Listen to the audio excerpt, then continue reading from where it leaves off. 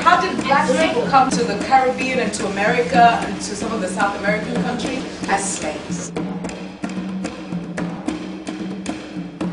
The slaves, they came from Africa, and then they crossed the water in ships, and they came to Haiti, they came to the United States, they came to Brazil, and they would come together and sing songs, and they would play music so they could remember where they came from. Some of them kept all the traditions that they brought along from Africa with them. All of the dances and all of the songs, they tell stories that help the people remember who they were. Certainly when you see the movements, it's pretty easy, I think, for people to see similarities to the way movement is done in the countries, the current countries where people historically came from in the slave trade. There's the barefoot dancing, the emphasis sort of on the lower half of the body. The center of gravity is low, which is more typical of African dance. The relationship to the music, where you're on the upbeat and not the downbeat. Those sort of aesthetic elements are very foundationally across the African diaspora and Africa, particularly West Africa.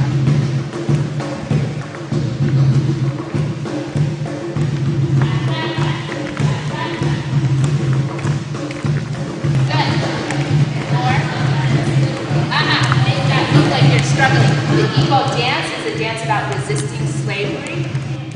This dance is about breaking free. Now the Igbo people, they're one of the largest tribes in Nigeria, and many were taken as slaves. They were often sent to places like Haiti where their treatment was extremely brutal. There's a story that's told where a boatload of Igbos is brought to the New World, and they get off the ship and they're standing on the beach and they realize what the plan is. And they say, "We think we'll go home." And they turn around, they walk into the water, and they're never seen again. So they're known as people of great determination and great pride. So there's a real feeling in the dance, right? It's not just a bunch of moves, right? It's about something. Jack the ball and chain.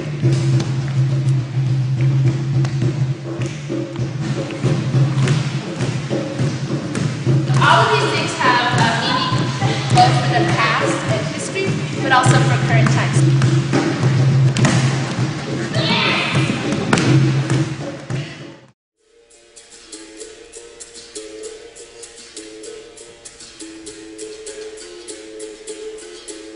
Capoeira is Afro-Brazilian martial arts. Capoeira born in Brazil for slaves coming from Africa. Capoeira is a Brazilian art form which combines acrobatic and dance. It was developed with the necessity of a martial art and was disguised as a dance.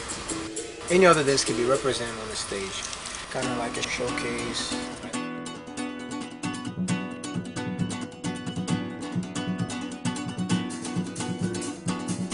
We try to show the strength of capoeira as a dance and as a martial art. There are aspects in the choreography of the dance that it shows a little bit of the acrobatic, the contact, the communication, and the sense of community and the sense of competition. The dramatic part of capoeira. All ages play capoeira. And in Brazil, we have the nation doing capoeira. It's outside, inside, in the academies, on the beaches, anywhere, everywhere. Capoeira is something that help a lot of people in Brazil, help a lot of people here. I come from a poor area in Brazil, and today I can travel all over place cause Capoeira.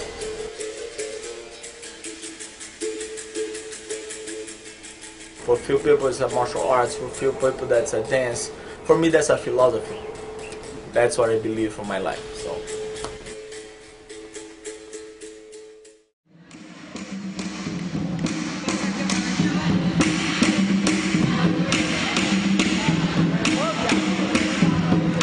My technique, I call silver technique.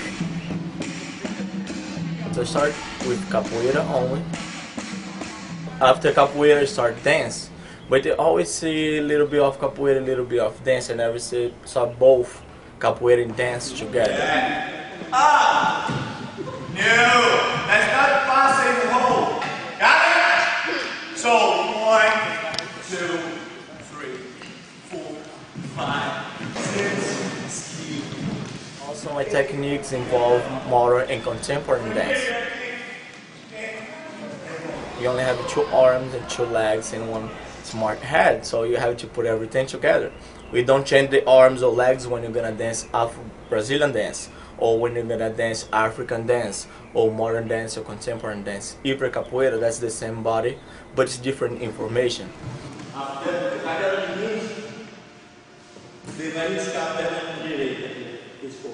You see, you come from Brazil, US, everywhere, but you can mix it up, you can put everything together.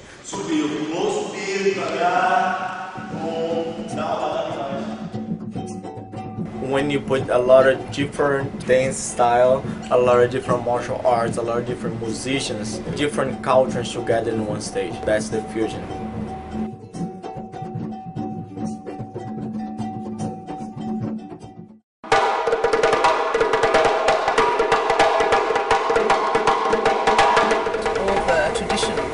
It all comes from Senegal, Mali, Guinea, Ivory Coast, Africa.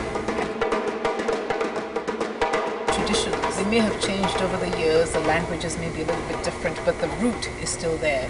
There's a fundamental consistency in the notion that you can change to meet your circumstances. So you have a structure and then you improvise within that, whether that's through movement or in your music. When you put everything together, you can see the basic thing coming from one area, that's Africa.